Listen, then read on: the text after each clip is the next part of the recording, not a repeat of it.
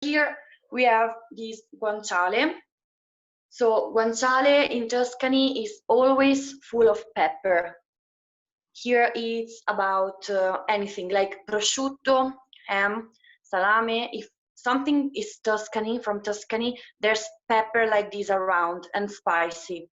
Because also our prosciutto is very, very tasty, very, very salty, because probably I already told you about the Tuscan bread, which tastes of nothing, because there was this problem with Pisa, and the city of Pisa was selling bread double price to Florence. Florence said, we don't want to buy your salt, so our bread will be unsalted. And still nowadays, the bread of Florence tastes of nothing in general in Tuscany. So to complement the salamis, like prosciutto, as I said, pancetta, guanciale, or whatever, is always full of pepper. When you see these, probably it's from Tuscany. The other, like prosciutto di Parma, they are not from Tuscany. Let's start. So if you have the guanciale, the chickpea, probably you have a slice which is very full of fat, if you can see. This is the reason why we are using chick, because it's very, very fatty. This means that we are not going to put any oil in our pan, because this is the sauce in which we will cook this meat. Okay, so it's perfect because this will do everything by himself. The problem of the guanciale, if you have it, and probably also in some pancetta, is that there is the rind here, the skin of the pig. So make sure to remove it if you have it, because here, for example, there is this part that has to be removed. So when you clean it, just cut it off, and that's it. You should cut high slices, like 1 centimeter, more or less, because we will cut it into cubes. So make sure not to cut your finger, and just remove this. Yes? Quick question. So I'm cutting this part? No, I think under. Show me again. Like this top part, the fat? Like what? Like I don't know what's in a casing. There's a skin here. There's the pepper one is okay. Mm-hmm. The other side, there's skin. If you can see, it's like harder. Both mine have peppers on the side, so maybe. Perfect. So I think it's already cleaned. Already cleaned. Okay. Much better. Just check it. If there's skin, you can see, because it's very, very hard. Okay. It's like plastic. So if you have it clean, perfect. Just slice it and cut it into cubes. We say for people more or less 30-40 grams. I usually count slices, so I will be alone and I will count like 1 or 2 slices. It depends on how big they are. I mean, the more you put, the more it is tasty. So if there's more, no problem. Just cut some cubes. And if you're cutting it, leave some fat. Don't remove the fat. Don't clean the fat. That is, we need it.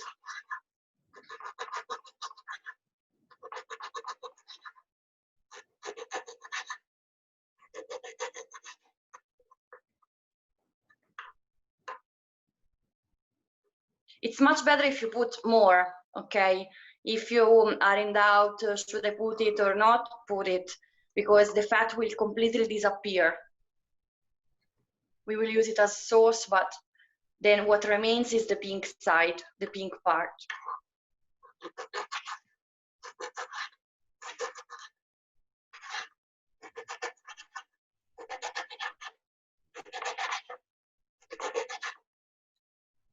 Okay.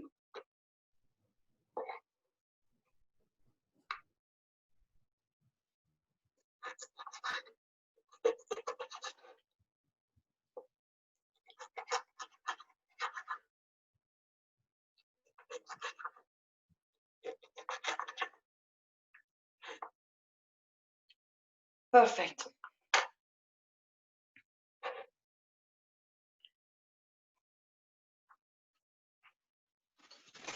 So usually people like my grandmother, old people here, you know, we never throw anything in our cuisine. So this is okay, skin and fat. So usually people obviously throw it, but this is sometimes used to make amatriciana. I'm not going to use because my cheek here is pretty fatty. But if you have a less fat one, you can reuse this and cook it like. Put it together with these cubes, then you remove it and you don't eat it, but this will release fat, and so it's much tastier. Or there are some poor soup that maybe grandmothers were making, and this was giving flavor. Okay, so if she could see me, she would be very angry with me because we never throw anything. By the way, today this is very fatty, so I don't need it. Okay, all of you made it? You got it? Okay, so now before cutting the tomatoes, the peeled tomatoes, we will put, as you know, water on the pot and we will warm it. So in the meantime, this will boil. As we did for spaghetti, half of the pot will be perfect. Okay, half of the size you have.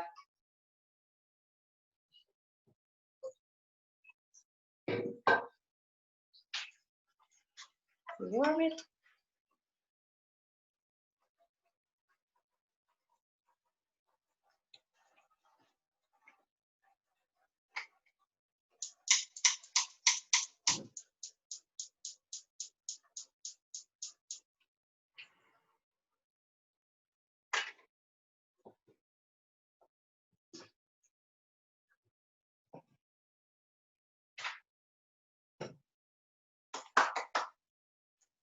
Okay, so now if you remember and you want precise size, ingredients, you know, in Italy we always do things by eye, we say by sight. So we saw things and we can say, okay, this is enough or this is not, and we don't like to weigh things. I already told you, we only weigh ingredients when we cook dessert, tiramisu, stuff, but for pasta, never. I want to provide you anyway the information because if you are cooking for 2 persons, you need 200 grams of spaghetti, because we always put some more. You need, it's supposed to be 80 grams per person, but we always consider 100. Okay, then so 200 for spaghetti. Then 30-40 grams of guanciale or pancetta, 200 grams of peeled tomatoes. Then pecorino cheese, it depends on your taste. Usually it's 75 grams or something like that. It depends on how strong is your pecorino. Here, if it's pecorino dolce, you can use 40 grams, 30-40 grams. And if it's, for example, a drier pecorino, maybe it's required to use a little bit more, but it's totally according to your taste. The important thing usually is the size of spaghetti, because then in the sauce, if you have more meat, less meat, more pepper, less pepper, it's okay. It depends on your taste. There are my friends, they love meat. Sometimes they put a drop of tomatoes and that's it, you know. Me, I prefer tomatoes. The original is very balanced. So it's more or less the same size of tomatoes and meat. So according to the sauce that this will release, the perfect combination would be 50 grams and tomatoes 200 grams for 2 people. By the way, then we need a little bit of white wine. Amatriciana is a pasta which was born in Amatrice. Probably if you heard about Amatrice, you remember the city that had the earthquake very few years ago, completely destroyed in the Lazio area, which is so sad because it was a very beautiful city, completely destroyed by this earthquake. And yeah, it was a tragedy. But Amatrice is very famous for this Amatriciana, that is a pasta that has this name. Amatrice, there are different schools of thinking, as you know. People saying we should put white wine, people saying we shouldn't put white wine. Then this pasta became very famous in Rome because Amatrice is close to Rome, and they, instead of calling it Amatrice, they calling it Matrice, so pasta matriciana. It's the same thing, but they use spaghetti, and they say that the original one is with spaghetti, or sometimes someone else is using penne, and this is the original one, so everyone saying that they invented the pasta, and everyone saying that was the original. For me, the most, according to books or history, I investigated a lot, it's, yes, with white wine, guanciale, and bucatini. Not spaghetti, sadly, for Rome, but it's good as well, I love them. And what else? Consider that we have some certification of this pasta since 1700s, so it's very, very traditional in Italy, this kind of pasta. If you go in any menu, Rome, close to Rome, it's probably the first that is written in the list. It's my favorite pasta in Italy, probably. I love it so much. Then the only thing people are agreeing is that there's no onion, there's no garlic. That's fantastic. No oil, no onion, and no garlic. Usually, in all the other pasta we have onion, oil, and garlic. This one, no, because the oil is completely substituted by the fat of the pig, and no flavor given by onion, and no garlic. So this, forget about it, and all the other things, yes. So it's easier than spaghetti, I think. Now I will show you some secret, but I think it's much easier this one than the spaghetti with tomatoes, if you know how to do. So let's check your tomatoes. I mean, if you have very smooth tomatoes, today I got very, very smooth, and I can mash them up with a fork simply. So I can do it directly in my pan. If you think you have other tomatoes, just cut them with a knife before putting them in the pot. But this will be in few minutes more, because the first things we will put in the pot is the bacon, the guanciale. I'm waiting for you to put it, and then we start smelling pork everywhere. Not a vegetarian recipe. Quick question. Yes? So here in America, we don't go by grams, we go by like ounces and pounds. How many tomatoes should I be using? Okay, how big are your tomatoes? It's for one person? Yeah, it's just for me. So they're okay. Like standard size tomatoes. Okay, yes, perfect. Are those peeled tomatoes? Yeah. It's the San Marzano, perfect. Yeah. Look, for one person, I would use 2 big tomatoes. Got it. I think yours maybe, yeah, same size too. Okay. Perfect. Yeah, perfect, Debbie, for you too as well.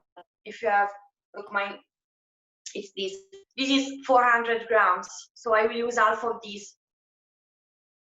We have a pot that is 400, so I will reuse it tomorrow. So I will use just 2 of these bigger one. But we will see. If you need it more, then maybe you add more. You can also recognize it when we cook it. So we will check together. So first thing, you go with your guanciale. We move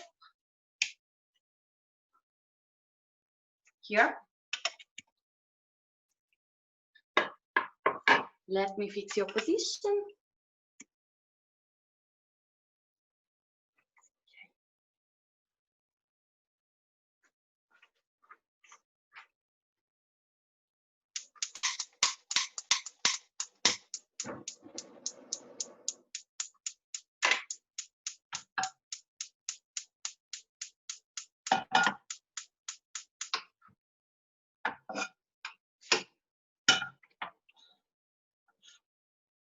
This one is troubling me.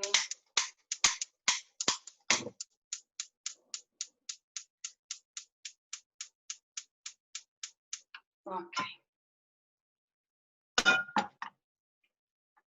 Here you can see much better. So we just have to put the bacon. Okay. I don't want you to fall into the pan. Perfect. So we just have to put the guanciale or bacon here in the pan without anything, no oil, nothing. Fire medium.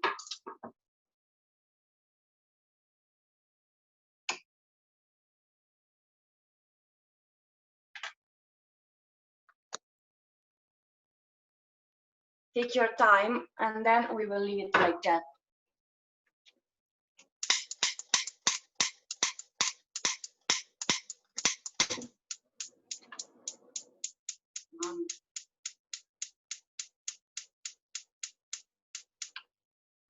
Okay.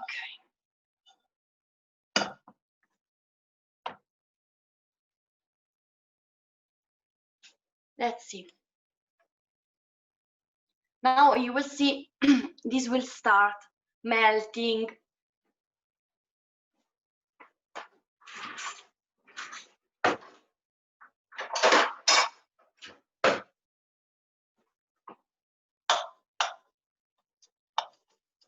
You can see already is releasing completely the fat in your pan. So this will do everything by himself. And now that's it. We let it go like that. Very, very easy. We should pay attention when the bacon starts to be transparent, the fat part, and crunchy. We need to make it crunchy. When it's crunchy, we will put some white wine. White wine basically will block the consistency of your guanciale or pancetta because it will not make it, it will not cook it anymore, and it will not make it blending or melting. It will stay crunchy thanks to the white wine. It's a chemical process.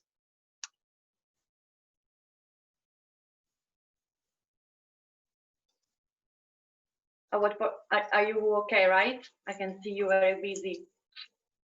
Now you're professional chef. This is a good one, a good recipe to impress friends. Probably one day we will do carbonara, but that's too many secrets, and I don't want to share with you all those secrets. No, it's good, it's good. It's the next level, professional level. But carbonara has so much controversy. Everyone says this way, that way. I don't know, maybe you charge double and we say we want the secrets. 50 euros. Yeah. No, carbonara, I like it, but I will confess to you, I was waiting to confess. Now I have to confess soon. So I will tell you already. I ate cheese. I can't eat cheese. For me, I know. Now you're not following me anymore. No, I ate since I'm kid, and my parents too, my sister too. I like Parmesan. I like mozzarella. I love mozzarella. But I can't stand pecorino, caprino, which is goat cheese. I can't. So when I work, and sometimes I feel like I'm obliged to try, I try, but I'm suffering. Tonight I will show you how to do, but I will not put it, or else I will not eat it. So carbonara is based on cheese, you know. So my carbonara is with not so much cheese, the one I like. So I can cook it for the others, but if I have to eat it, I will do another way, which is something terrible to say. So probably you can hear the sound of the pig, right? Which is cooking. Can you see it's becoming transparent? But we still have to cook it.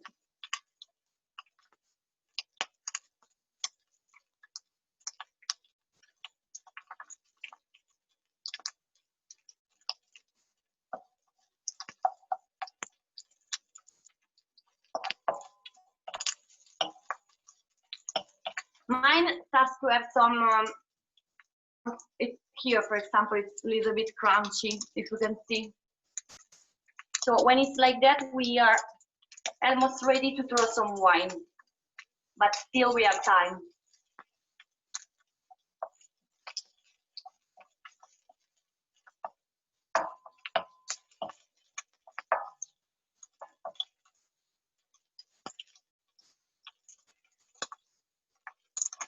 we don't put any salt, we don't put any pepper here. If you want, we can put spicy, but after we put the tomato. So for the moment, just pig like that.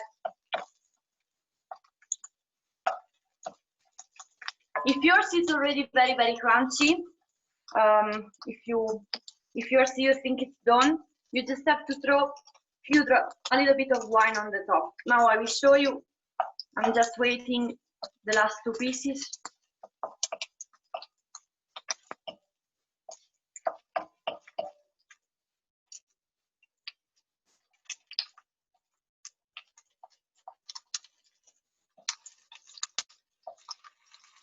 As soon as you put the wine, the bacon or the guanciale will stop cooking.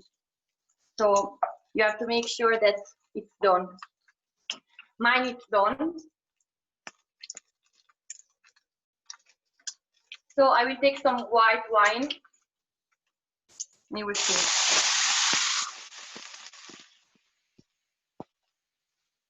Perfect.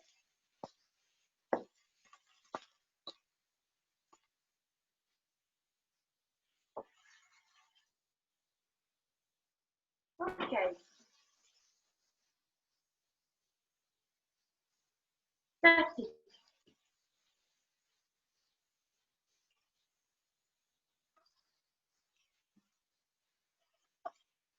Here you go.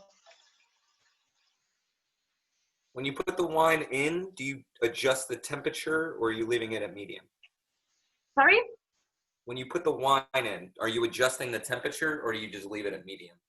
Not at the moment. This was a medium. Then if you put more wine and you think it's too much, you have to raise the fire a little bit. Okay. But I let it go because it's already very hot, mine. If yours is making this sound, it's perfect. So let it go like that. Then with tomato, we will raise the fire a little bit. If you hear the sound when you throw the wine, this means that it's perfect. Okay, so it's going well. Here you are. We let it evaporate for a while, and then we will add some tomatoes.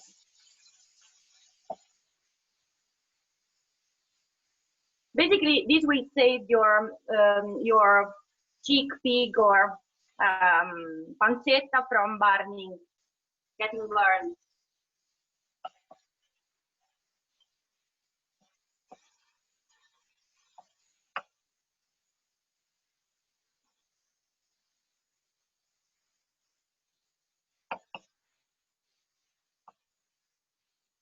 Okay, now I will add my tomatoes.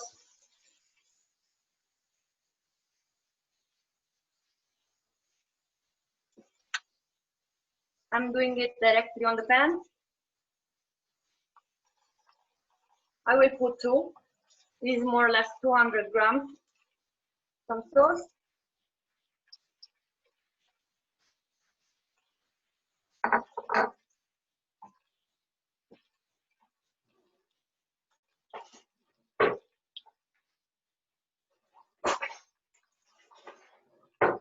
Okay, we mash them up with a fork. If there are pieces, it's much better. Huh? Don't be so picky in completely destroying your tomatoes. If there are some little pieces, is good. And now, as Doug was saying, just raise up the fire a little bit. Then, if your pasta is if your water is boiling, mine yes, we can put some salt in the water. You remember, salt is 1 spoon.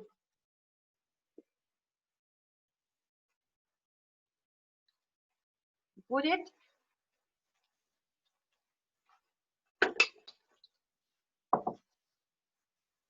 As we said, it was last time, if you want to be super precise, if for 1 liter of water, you need 10 grams of salt and 100 grams of spaghetti. Okay, now here, for me, when I put a pot, I always put 1 teaspoon, sorry, not tea, 1 medium spoon of salt. If you have, of course, bigger salt, you have to put the double size, so 2 spoons.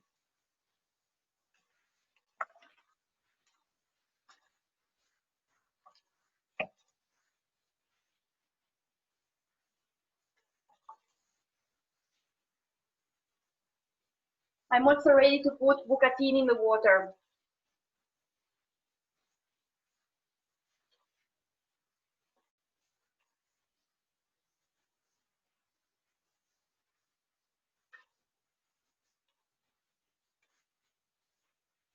You remember how to calculate spaghetti or bucatini with a cup? Same technique for one person. And turn them and open. I put very few compared to yours because I already had a pizza.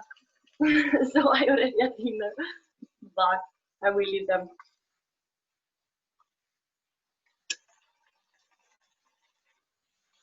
Make sure they are going inside.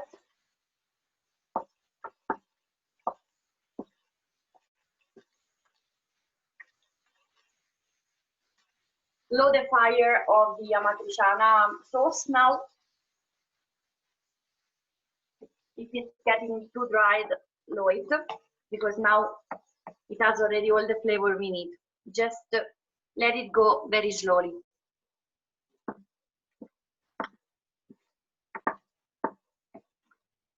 Very important about mixing your pasta, bucatini, or spaghetti, or any pasta that you have. You don't have to stay all the time turning and mixing the pasta to not make it sticky. The most important thing is that as soon as you put it, you mix it. In this way, it will not remain on the bottom and not get burnt. So just as soon as you put it, mix it, and then maybe you mix it another 5-6 minutes. It's not compulsory to stay there all the time. I hope you got your minutes. Mine says 9 minutes. I will show you the packaging of this pasta. That is the one I was saying last time.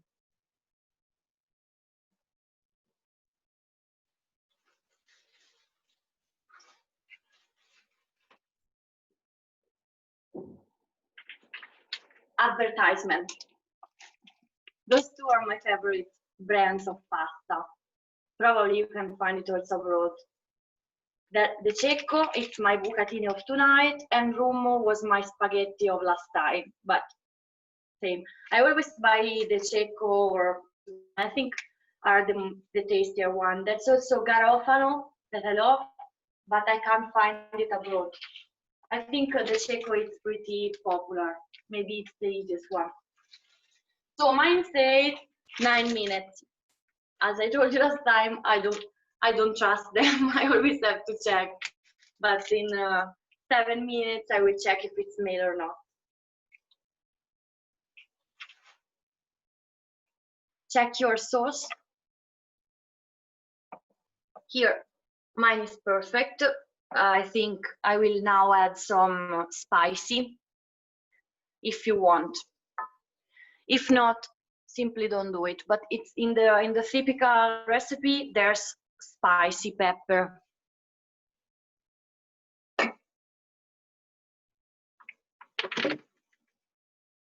Put some spicy pepper. I don't need to add it because there's already in guanciale, it's full of pepper. And we don't never add salt to this one because the pancetta is always very, very salty. So don't do it, or you will get to drink lots of water. Perfect. That's pepper, Debbie. Yes? Perfect. So pepper and spicy. No salt. Salt only in the pot of water.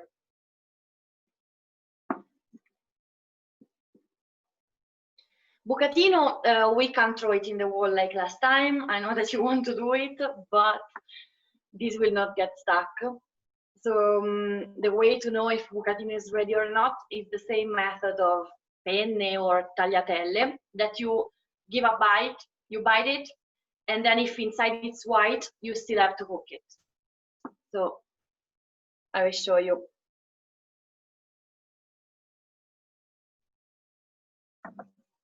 For example, this is very, very raw. So probably you can see it's white inside.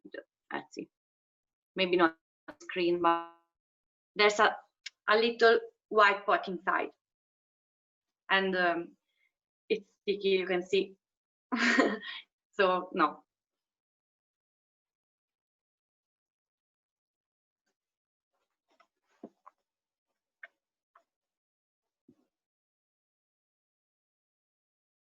If your amatriciana is getting too dry, you have two options. You can add some of the boiling water into it, or you can add some tomatoes if you want, or you leave it like that and you switch off the fire. My favorite thing is to add some of the boiling pasta. I will show you. Just with a spoon, you take some of this boiling pasta, not so much, just a few, and you put it here a little bit. That's it.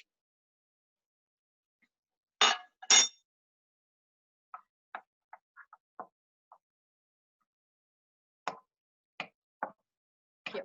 So not to make it sticky or burning.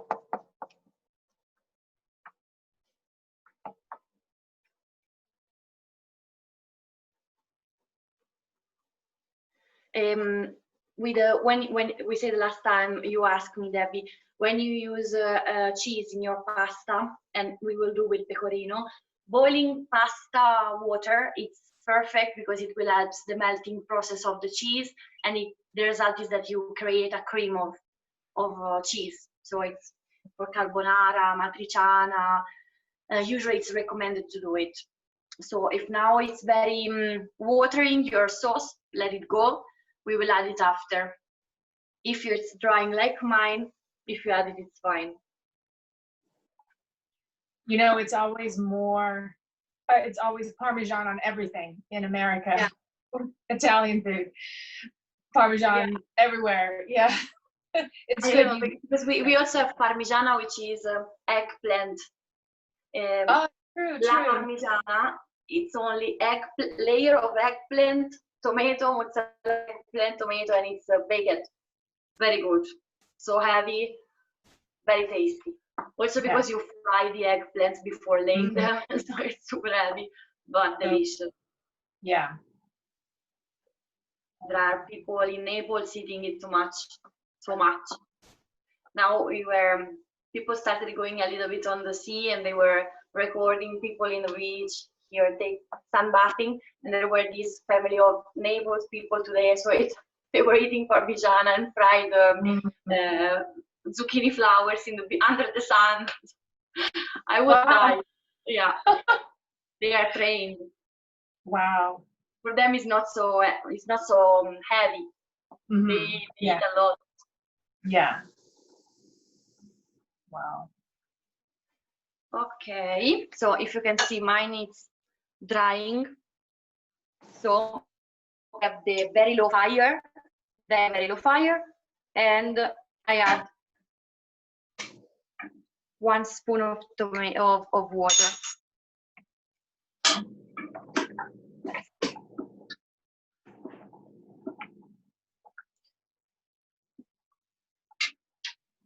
My bucatini are almost ready.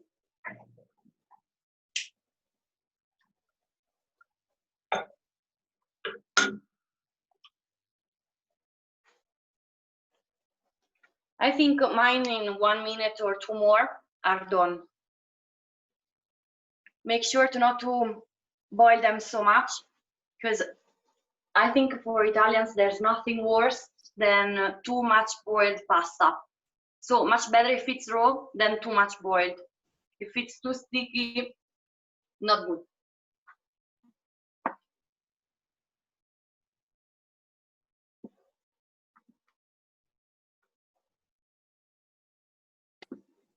So Italy is open, is it, to foreigners as long as you can get there? Yes.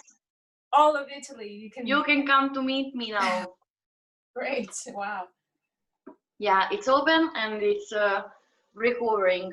Tomorrow I'm going to Florence, and on Wednesday someone booked me a tour. So my God, good. a miracle. Wow. what is it a specific tour, like museums or for food? No, or... walking tour, Oh. love the first sight tour. I'm happy because it's easier. I still have to have 1.80 meters of distance, masks, maybe audio devices, and the gel for cleaning the hands. Mm-hmm. But it's much better than inside museums, because in museums I can bring only 4 people. Right. And with distance, and if there are other guides, it's a mess. So I will see. I will bring you with my mobile into museums. Uffizi tour. Yeah. So mine are ready. So I will draw on the water. Show you here.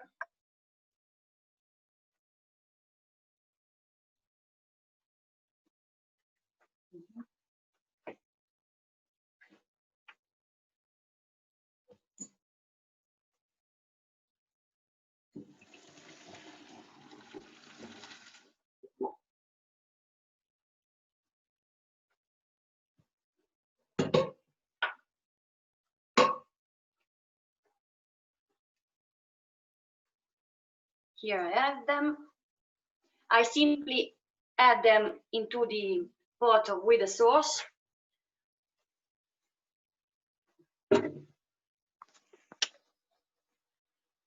Okay. Now you add the cheese. Okay, put the cheese into the bowl, into the pan, together with your bucatini, and your cheese will completely melt into the pan.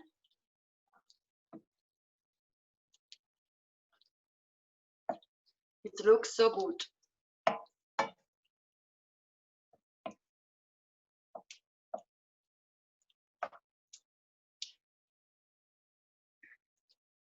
Then when your cheese is more or less melted, switch off the fire.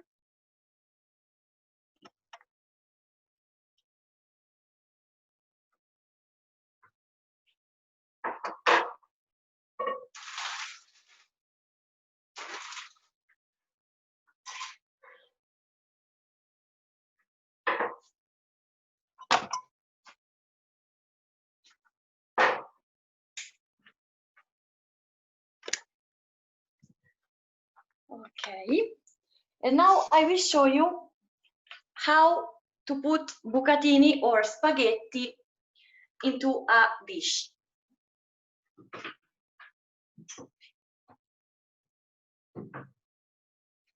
You need your dish,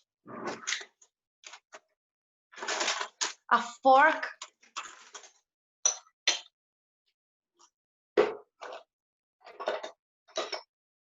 and something like, well, see.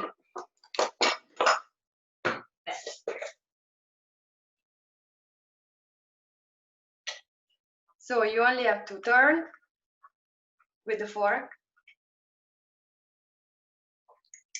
You turn it here. Turn, turn, turn.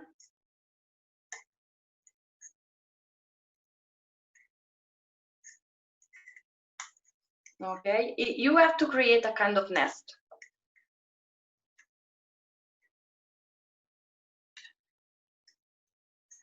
Perfect. And you put it in the dish.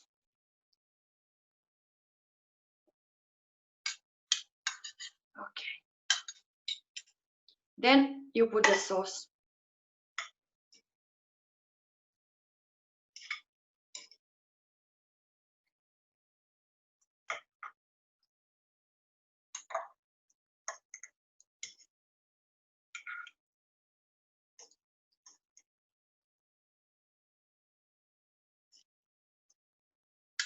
Here we go.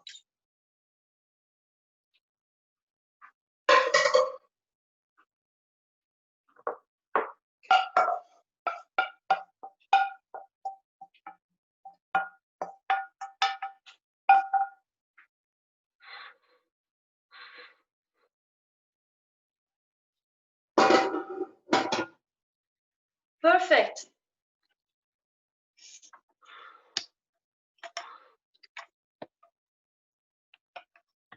show you from closer.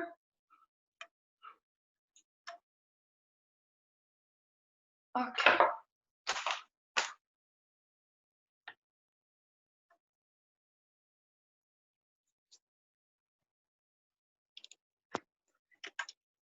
Do you have it?